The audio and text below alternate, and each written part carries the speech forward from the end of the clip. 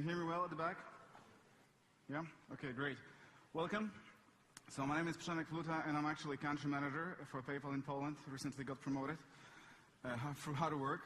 It's really great to be here in Sofia. Actually, I've been 3 times in Bulgaria. Last time, 26 years ago, at the seaside in Burgas. I remember 3 great things: beautiful beaches, great weather, and the great taste of, I think it was called dzieckie zakuski. You still have it? It was really good. I have to buy some. Anyway, working for PayPal, first of all, I would like to understand how many of you have a PayPal account? Wow, it's very impressive. Thank you for using the system. For those of you who haven't used PayPal, let me just show you a very quick video. What is it about? What are the key advantages? So I don't have to talk to you about it, and we don't have to kind of spend the precious time on explaining this. So why don't we show the video?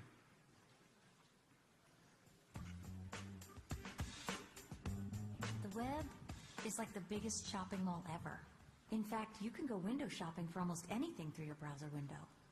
Yet having a world of choice at your fingertips can become a headache. Trying to find your credit card whenever you want to buy something, typing in lines and lines of personal and financial information, and the threat of fraud and identity theft, which can really take the fun out of shopping. But what if you had, say, an online wallet? One that had all of your information there at the ready, and ensured that all your credit card numbers and personal information was safe, sound, and secure. Well, that's sort of what PayPal is, a way to make online shopping fast, fun, and rewarding.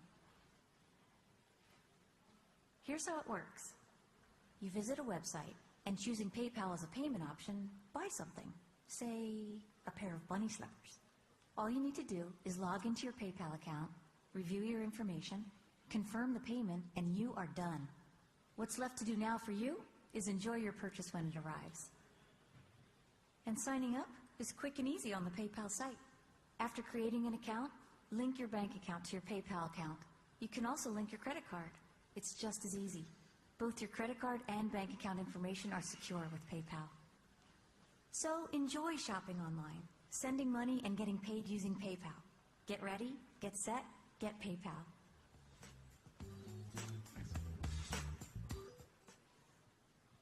So that's PayPal. So today I'm going to talk to you about the cross-border trade opportunity, and PayPal obviously enables trading online cross-border. I really believe that you can increase the sale in your online store by adding more PayPal payments methods, and PayPal is one of them. Just to figure out how many of you are actually involved in e-commerce. Great. So let's get started. I will cover three areas. First one is just to tell you about the opportunities that are out there. Secondly, I will tell you still a bit about PayPal. Maybe not how it works, but basically how it can help you fully use the global e-commerce. And finally, I'm going to show you some examples from my market, from the Polish market, of the Polish merchants, online merchants, that use PayPal for cross-border trade. So, World Wide Web. They didn't call it Bulgarian Wide Web, they didn't call it Poland Wide Web. It's a World Wide Web, and it's not for nothing. It's really connecting billions of people across the world, and just several statistics. And it's really amazing how far internet e-commerce got only in 20 years since the inception. So that's one of the first logos of World Wide Web. It's 1989 when the Berlin Wall fell apart. That's the founder. That was the first web server. And look where we are right now. We have 4 billion mobile phones.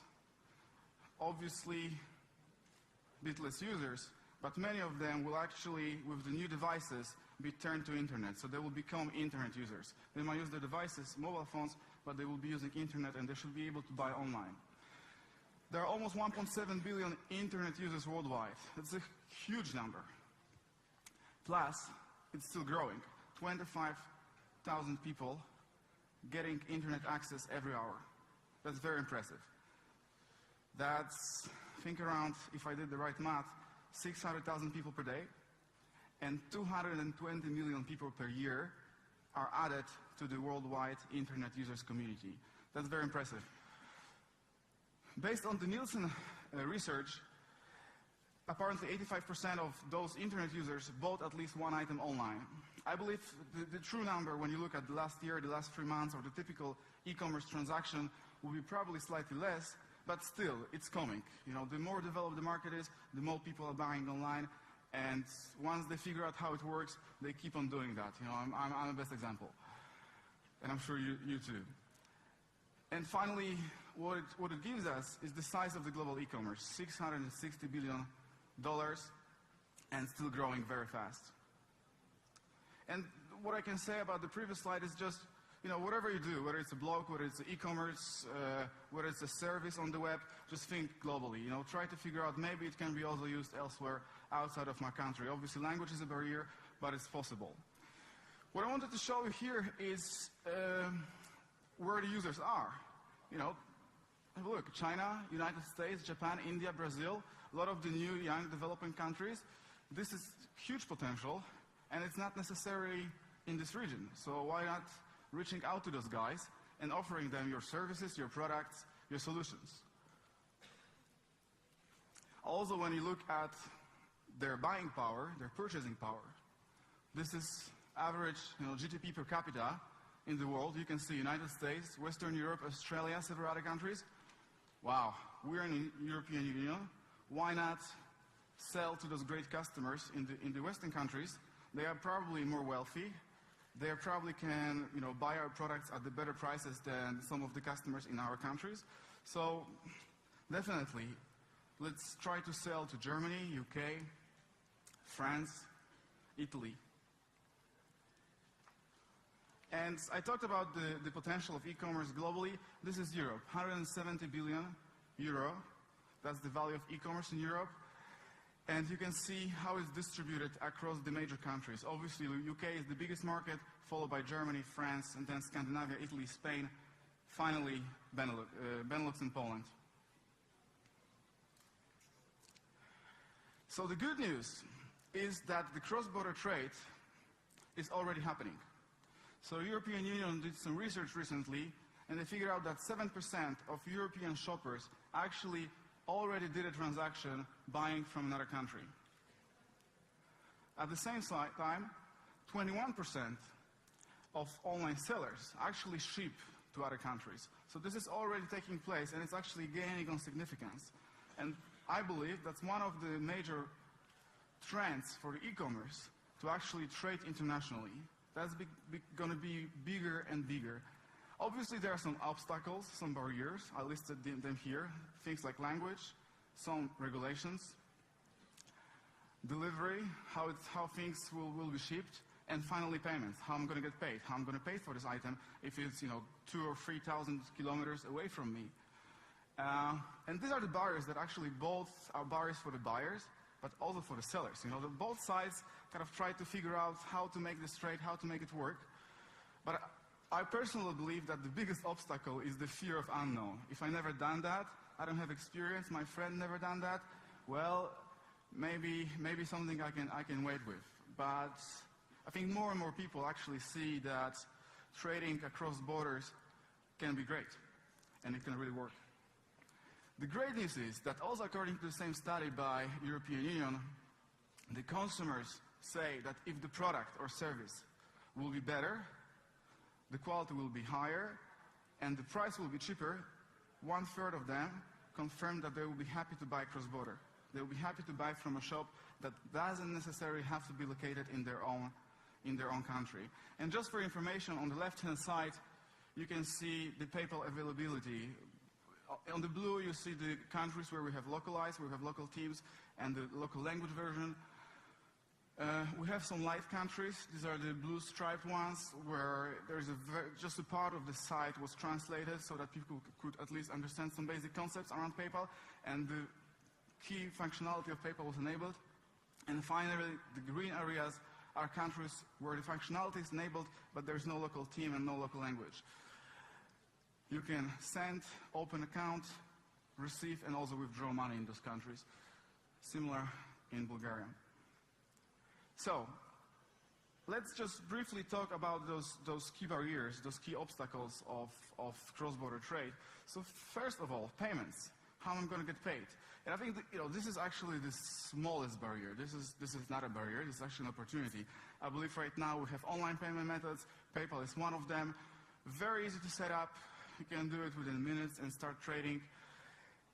You can transact in several currencies. PayPal has 19 currencies.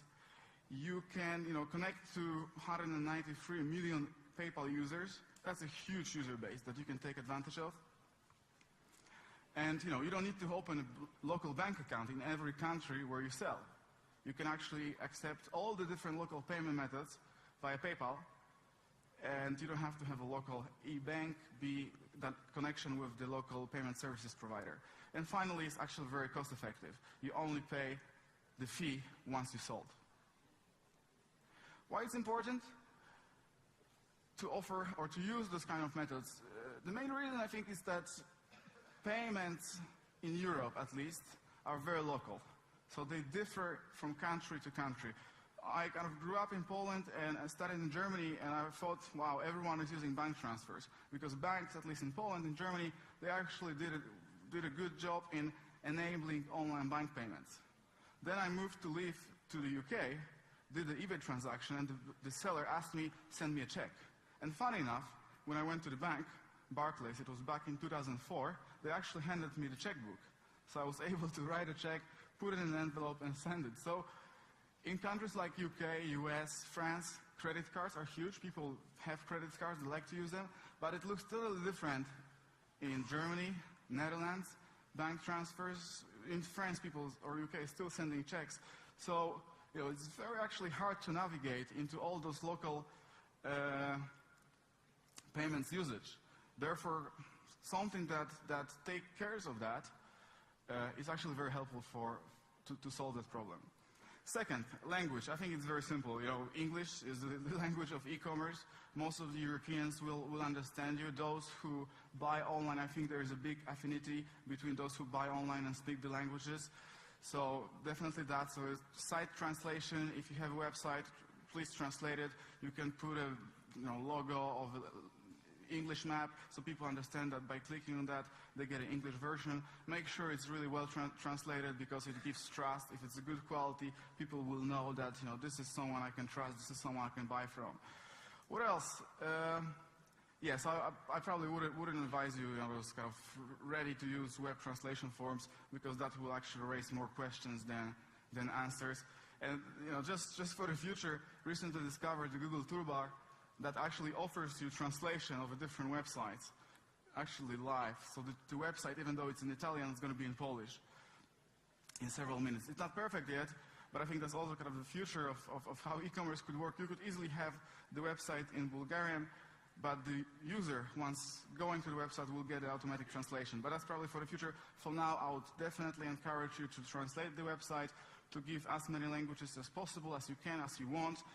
And if you're not willing to do that because you think, okay, I'm mainly trading within my country with people who speak my language, at least translate the explanation, how you're going to ship, what are the payment methods, and just simple stuff around how long does it take to order or get the goods. Shipping and taxes. I touched on those topics. I'm sure the local post offices offer international shipping. I'm not sure how reliable that is here, but if it's not, then you obviously already have all the different international shipping companies. DHL, FedEx, UPS, and others, they have on their sides the cost structure. I remember when they launched in Poland several years ago, it was ridiculously expensive actually to use their services. It's not anymore. Somehow the prices it's much better now. And still, in most of the cases, buyer pays for the shipping if you don't offer free shipping. So this is something the good business can actually take. On the taxes side, on the duty side, obviously you have to explain to the buyer that, okay, depending on the country, depending on the type of an item, they might have to pay the custom, they might have to pay the tax. Obviously, we are in the European Union, so if you trade within Europe, it's actually much easier, and there are no issues with that. Finally, customer service.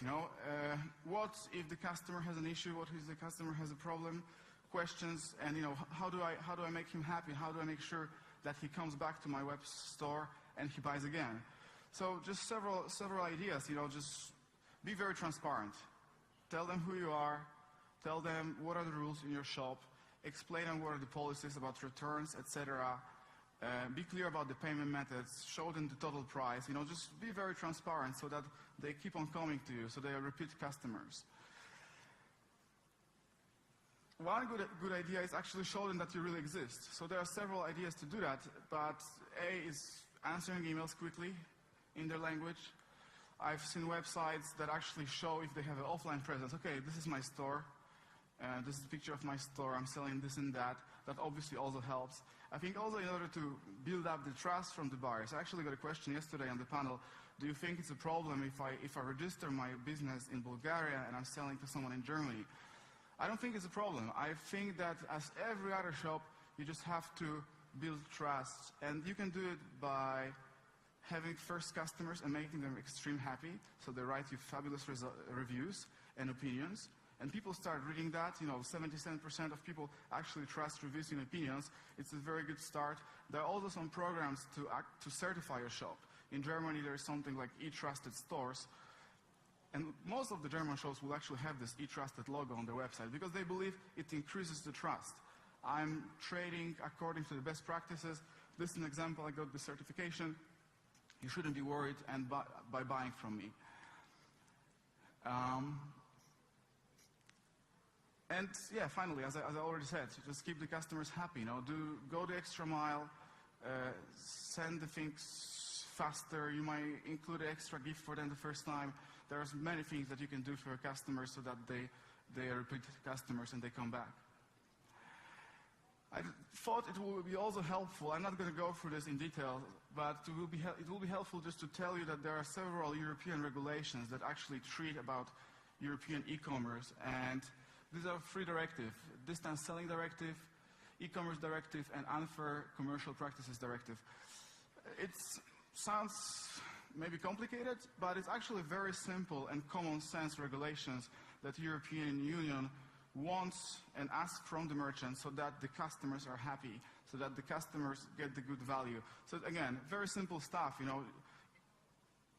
who you are, what are the contact details, how to contact you, what are the payment, delivery arrangements, what can I do in order to withdraw. It specifies how many days do I have in order to deliver the goods, in order to finalize the order. Even such a thing as actually sending an email or an SMS to the buyer to confirm that transaction took place is actually regulated. There's a whole blacklist of things that you cannot do, free, limited, some bad advertising practices where we basically give something for free in order to sell something else, or that was very common in Poland in the early days, that electronic equipment sellers, they were putting a lot of items on the shopping comparison sites with fabulous prices. Obviously they didn't have them, but at least they got traffic. So they're saying, okay, I can give you this another MP3 player because I don't have this one. That's actually prohibited. You shouldn't be doing that. And I think we have this saying in Poland, short legs. It's going to work once, it's going to work twice. In the long run, people are going to talk about it. They won't come back. And I think word of mouth is one of the most powerful marketing vehicles that we all have in e-commerce. And there's a Polish examples of stores that actually went bankrupt because this was something that they were doing way too often. And I happened to buy one thing from them, and it was a really terrible experience. So there are some regulations, they're long, but overall, I think it's all very common sense, and you should get familiar with them. And the final advice, just finishing out the barriers, if you really think, wow, that actually makes sense, why shouldn't I be starting selling cross-border? I have a great idea, I have a great product, everyone should benefit from it. Select a test market. Definitely try to do some research, try to talk to people there, look what the competition is doing. And if you start a business, maybe start with one market. Take the most promising one, maybe Germany, maybe UK. It will actually teach you how it works, what are the potential problems, and if you fail, it's not going to cost you a lot, because it was only one market, you can go to another one. What else? I think eBay is a great place to start e-commerce experience internationally. You can go on eBay, very low cost, you pay only for actually successful sale. You will learn, what are the prices, what's the demand, what are the customs, how people are treating you, are they happy with you? And I think if you build up your trust on eBay with, several hundred or several positive feedbacks, it can also help your store. Even in your store, you can show, okay, I'm also selling on eBay, this is my feedback rating. I really believe that can be very helpful to start a business. So, what my company, what PayPal actually does to support e-commerce, and for us e-commerce is bread and butter because the system is available in 190 markets. We have 19 currencies, 193 million users worldwide. So a lot of transactions are cross-border, especially in the new markets where we just entered. People were, and I guess similar here in Bulgaria, if you use PayPal, you probably mainly use it to buy something abroad or to sell something and get the money. We have a bank license in Europe, in Luxembourg, and the company is only 10 years old. So a very short history, but very successful. And I think we really solved the problem of electronic payments. What else can I tell you? 9% of global e-commerce. It's not 50 yet, but it's 9. 66% of internet users in Europe know PayPal, are aware of PayPal, and 36% have already paid with PayPal. So by offering PayPal as a payment method on your web shop, you build trust and you also can get the orders. I'm not going to talk about that because we've seen the movie. This is basically how PayPal works.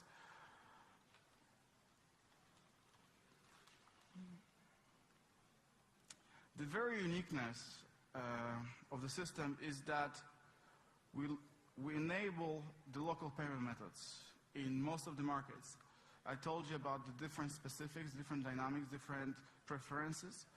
And what we do once we localize the market, we make sure that if people are used to paying with bank transfer, if people are used to paying with a given card that is not available elsewhere, that is not Visa or MasterCard, if it's significant, we will localize it. We'll make sure it also actually can fit into our online wallet so that people can pay with it.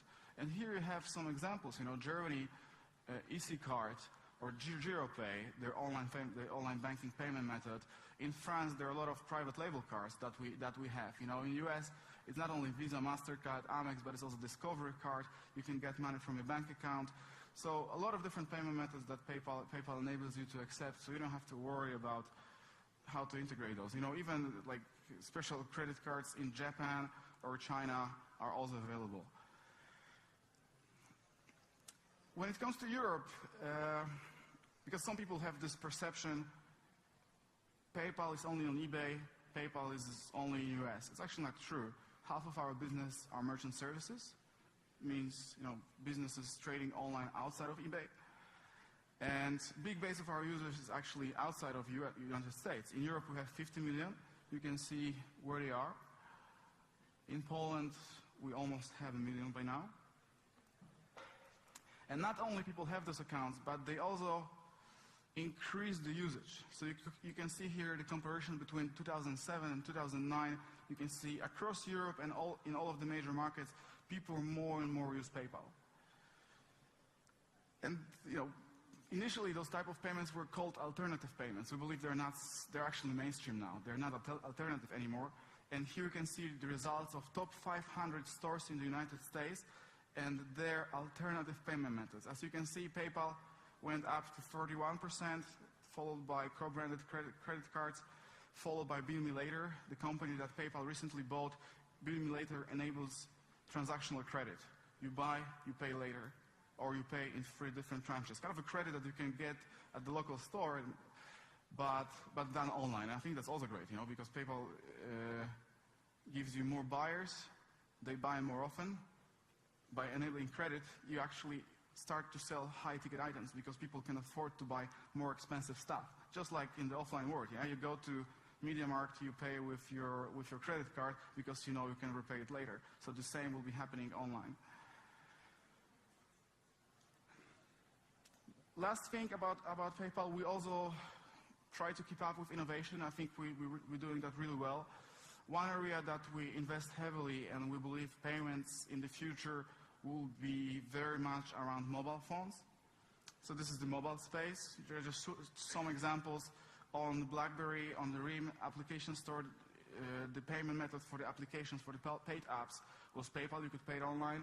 We have the PayPal widget on the iPhone. It's actually a very slick experience. You just choose the person from your address book. You just choose the amount. You can say, hey, it's for the launch last night, and you send the money.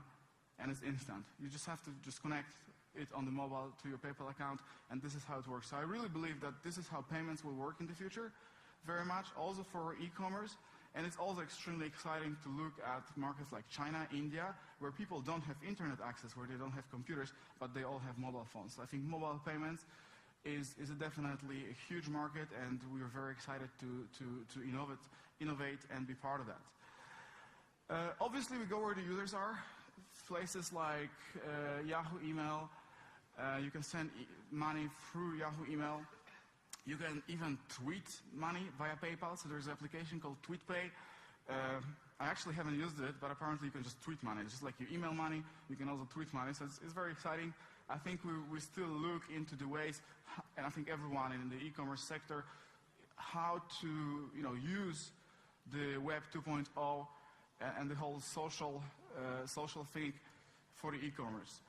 And I think what's really exciting for us, but also for innovation, we soon going to be opening our APIs. We're going to open our developer platform so that everyone who's a developer will be able to use our APIs and build tools and products and services around PayPal engine. So if you're a developer, have a look at the site x.com, and you will see the announcement coming soon that is actually available, and I think it's going to be amazing. This is something like Apple did with their store, that where basically developers can build the apps. It's not themselves, like Nokia, that they build the apps. These are developers. So I think it will really enable so much in the innovation world. Right now, everything we did was done with our 1,000 developers, manpower. So obviously, there's only limited number of projects that we can work on. With that, it's going to be huge.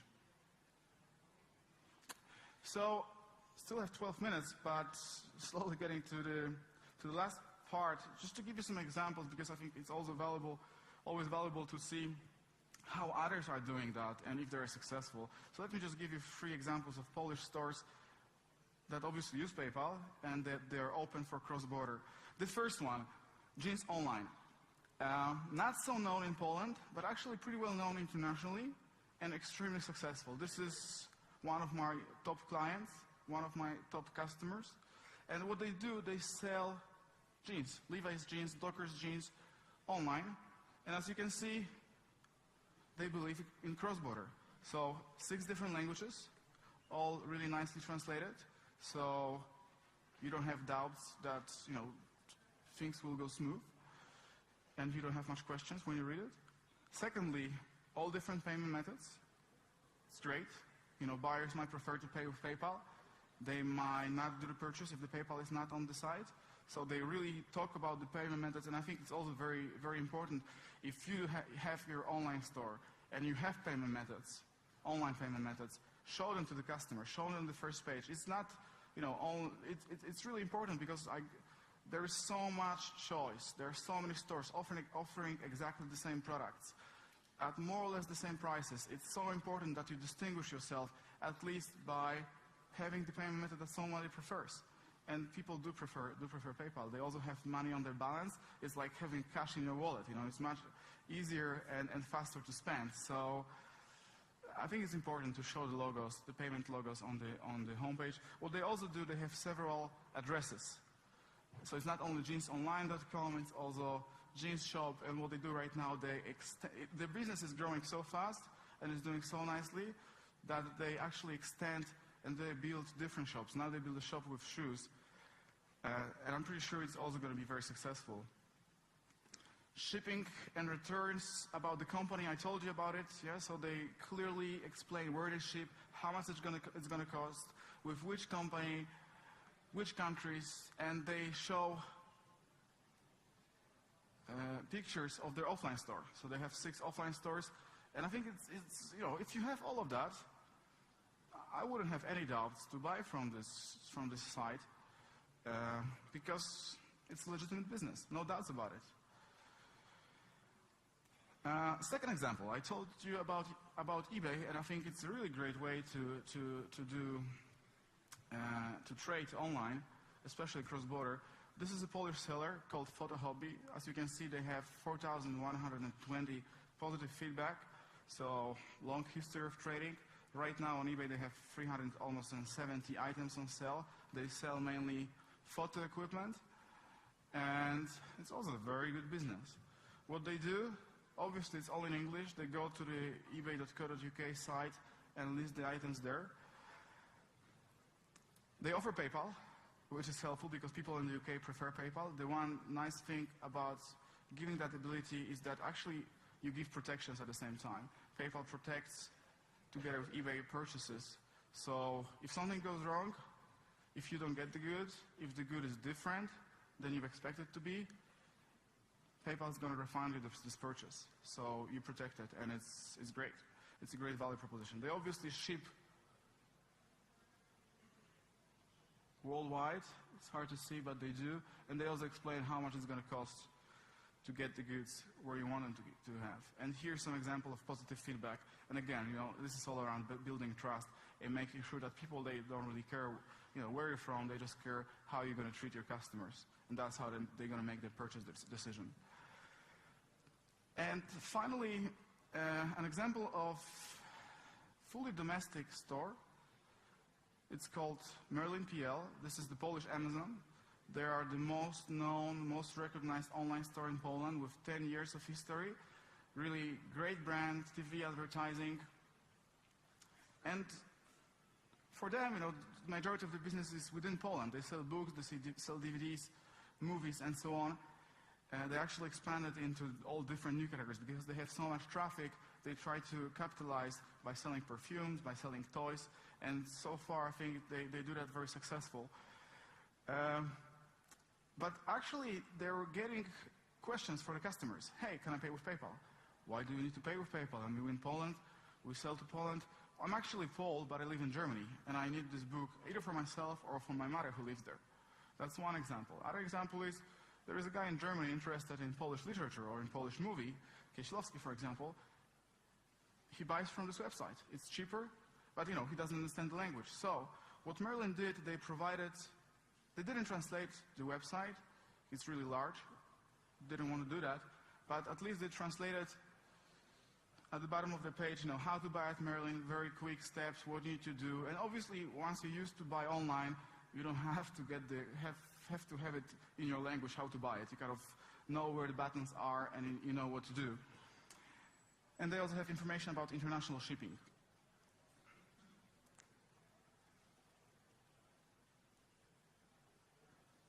What they also have right now is a promotion with PayPal so that they give 5% of discount if you on their website and you pay with PayPal, which is great. And yeah, it's also a great business. We see that they have incremental sales. They have sales that they wouldn't have before because people were not able to pay on their side. People in Germany don't necessarily have credit cards, and if they want to do the bank transfer, it's not going to work with the Polish bank. So they also benefit from that solution.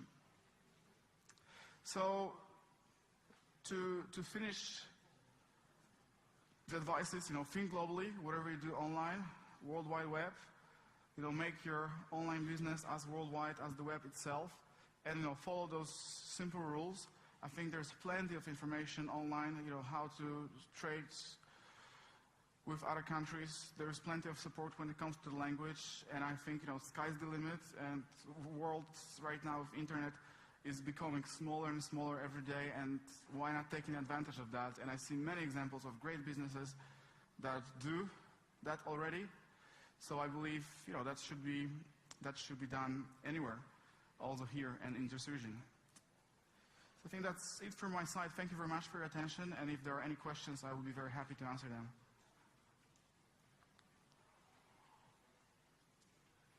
Hello. Can you repeat again the site where you show the news about the opening of the API?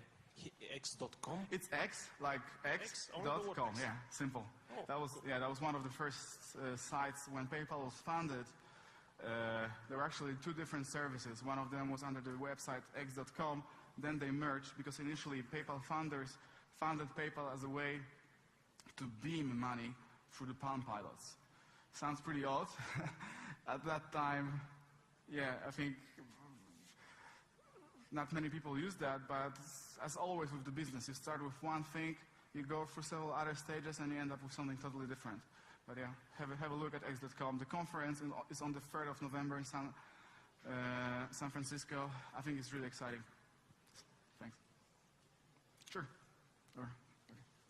How do you guys deal with the risk when it comes to delivering tangible goods, actually? Do you have a team that actually does the verification, whether the good was delivered, whether it was shipped, and if it wasn't, how do you deal with the vendor, and what's your policy in terms of that? Do you have a verification team, a risk management team? Yeah, I mean, when it comes to risk, but I think the type of risk you're asking is much more connected to the shipping. Yeah, so it depends on the market. We offer different type of protections. So in some markets, if you can prove that you didn't receive the goods and the seller cannot prove that he didn't ship it, you'll get the money back. Or the money will be taken from the seller account and credited to your account. So that adds security. There is no team kind of that will check, but there is a place where you can enter the tracking details online, and if you provide that, PayPal is going to be on your side. I think PayPal is very much, making sure that the buyers are happy, and that I think it's, for us, trust is, we're in the trust business. If people don't trust us, if they don't believe that trading and paying with PayPal is not secure, they probably won't use it. Thank you. There's a question. Hey. So PayPal recently forgotten to disclaim a change in its fees, which provoked the anger of many users. How do you justify this lack of communication, in fact? Can you be more specific when and I think it was where? for sending money for payment for services, I think. And I also read the response of the PayPal official who said that they don't think that they have to obviously announce such changes because the changes weren't big. It was in the US, in fact. I would be. I'm not sure if I know exactly the case that you're describing. It is a US case. Okay, I'll need to look into that. We're obliged to inform users 1 month in advance via email about changes in the user agreement. And part of the user agreements are fees. So normally the way we work, and I'm surprised to hear that, I'll need to check that, is that 1 month in advance you get information when it comes to the changes. But to be honest, in Europe, until now, in so many years, we only lowered fees. We didn't increase the fees. We only lowered the fees. And I think now with the Payment Services Directive, we're actually going to even extend this period. We will send these announcements 2 months beforehand. But I'll be happy to hear more about this case, just to maybe give you more feedback over email. Okay, thank you. Sure.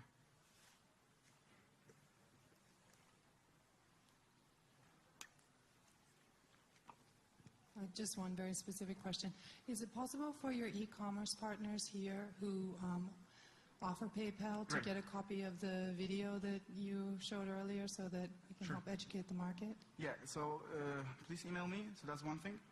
And because even though we're not localized, or we don't have a local team, we're open for partnerships. That's actually a very important thing. Thank you for bringing that up. We're open to work together with payment services providers. If you're a company that provides payments, please talk to me and we'll be very happy to integrate with you and to be one of the payment methods in your solution. Secondly, if you produce web shops, if you produce shopping carts, we're happy to integrate PayPal with your solution. It's very easy to do. We have all the technical information that we can provide you. And finally, if you're an online store and if you want PayPal, and if you have any problems to do it online on the website by self-serve, let us know. We have a special dedicated team for what we call the Greater Europe. It's basically countries that don't have dedicated local support. And yeah, so those 3 areas we're very happy to work with. And again, I think the 4th group are developers. So I think there is so much brain power in this region, and we have so many skilled developers in Eastern Europe. I think that's another opportunity. But I will be very happy to provide you with help. Just email me. And we have a team actually responsible for the rest of Europe and for the expansion. So they're going to be happy to help. Thanks. Last question, yeah? Okay. I have a business account in the United States, so I want to bring it here. But unfortunately, that's impossible, because when you put the address here, and the phone number, it's not allowed. So do you think that's possible or not? In my opinion, it is possible. It should be possible. I think, again, there are some specific cases. I guess quite often there are some confusions about specific situations in a given account, and I think those things are, ideally resolved directly. So if you send me an email, or I can send you the phone number to the customer support, I'm sure they're going to resolve it. You should be able to open a business account in Bulgaria. Okay, thanks. Great. So I think that's it for the questions. Okay, okay, have time? Yes. We are offering summer card, which is shopping cart software, and we have PayPal integrated in it. And we even use PayPal to receive payments. But there is a problem if you are a merchant from Bulgaria. The only way to retrieve money from PayPal is through a credit card, there is 500 euros limit per day. There is no way to receive them through a bank account. That it is very limiting. We cannot recommend PayPal to Bulgarian merchants due to these limits. We recommend other payment solutions. Okay. We work on that. It takes time, so we improve the service, we decrease the limits, and we localize bank as a funding method or as the recipient method. Even in Poland, we actually enabled that functionality that you just referred to back in 2007. Bank funding is only available at the end of 2007. So it takes time, but we will get there. I'm 100% sure that the functionality will be here as well. Thanks. Great. Thank you for your attention, and good luck. Thanks.